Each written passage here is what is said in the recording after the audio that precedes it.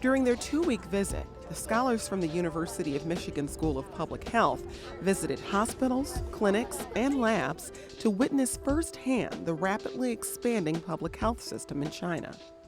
How has information sharing worked in this relationship? Is there a lot of willingness to be transparent with the information from both sides? Well, I mean, in terms of what we're permitted to do, I think there's been transparency. I think what's been key to it is that early on in the relationship, we established structure by signing a memorandum of understanding, and it really laid out what was permissible in this collaboration, and including very specific recommendations for how we would proceed with joint studies that result in publication in the peer-reviewed literature. I wonder if you could tell us what is the rate of tuberculosis in Tianjin? Tuberculosis is also a big challenge in the whole world. Devoting our lives. Yes, devoting our lives to public health. Yeah. Yes. While there are some sensitivities to sharing certain types of public health information in China, the scholars seem to encounter very little resistance. It could be that many of the things that we learned here about successfully controlling tuberculosis could be of use in working collaboratively with the Chinese. Likewise, as the students and faculty go to China, they learn how they do things differently there. For example, their follow-up services for women who've given birth to babies is excellent and involves a number of at-home visits to make sure mother and baby are doing fine. And I think there's a lot we could learn in terms of improving perinatal outcomes in the United States from what the Chinese are doing. Yeah. To test if it works, if specific drugs can treat that specific strain. JoLynn Montgomery is a research investigator in the Department of Epidemiology. And as director of the Michigan Center of Public Health Preparedness, she observes the implementation of public health practice with a keen eye. Your trips to China, this is your second now, has it informed your work personally and the way you approach it?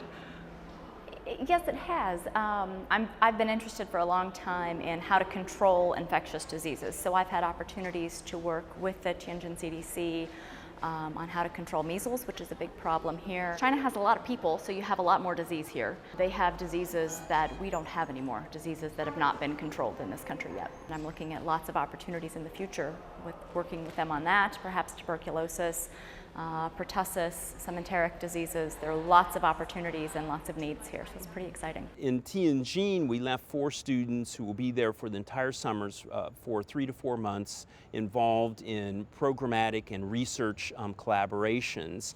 And it's been fascinating because some of the students are working on what would be considered fairly sensitive topics. Now you're staying behind after these first 2 Exactly. weeks. Now what will you be doing during that period of time, and how long will you be staying? I'll be here for 2.5 months. I'll be working with the Tianjin CDC's Department on Occupational Health. And Kristen represents that kind of student who's able to pull something like that off, that has the maturity and the intellectual awareness to see the challenges of moving in a culturally diverse setting like that and can work through those issues successfully. And gathering an appreciation of Chinese culture requires immersion in its element.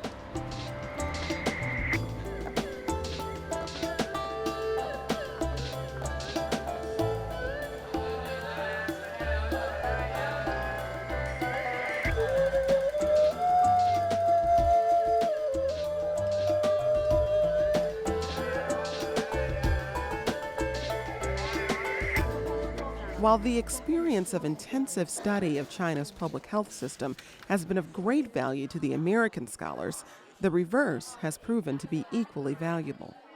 That's, I think, the ideal, is that it's a reciprocal learning experience both for students and faculty here, but also for the Chinese scholars who come over to spend training rotations at the School of Public Health.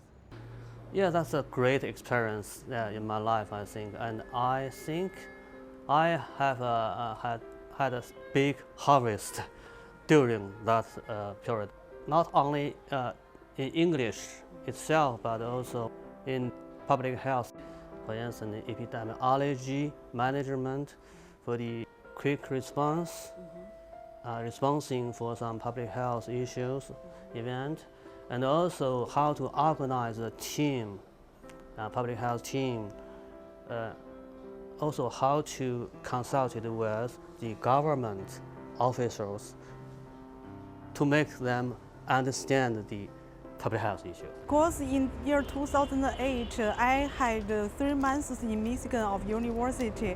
At so short time, I established the cooperation relation with Nori Clark, and we continued the asthma prevention program in Tianjin Elementary School, and this program started in 2009 and will be continued to 2011. So I think more and more cooperation programs will be developed between University of Michigan and our CDC. 2 months after the trip to China, we checked back with Kristen King, This one? Yeah. who stayed in Tianjin to conduct intensive research. So, Kristen, tell me how things have been going in your research in China since we left. Things have been going great. Everyone here has been very supportive. Everyone here has been very friendly and very, very helpful and understanding about my research. In your research, you say you're looking at the health impacts on women workers working in the industrial factories. Are you looking for specific things, and if so, what are they? We're measuring occupational fatigue, so we're looking at physical factors. We're looking at their perception of noise pollution, working hours during the week, whether they work in night shifts, things like that, types of psychological stress. And we are asking a few questions on depression now, especially since the suicide incidents in the south of China recently. So it's been very interesting, and I would say the majority of women do have concerns about the reproductive health. With the proven success of the China Scholars Program, the School of Public Health at the University of Michigan can now celebrate the awarding of a $3.8 million grant from the National Institute of Health for a massively expanded collaboration with the China and Tianjin CDCs in infectious disease research.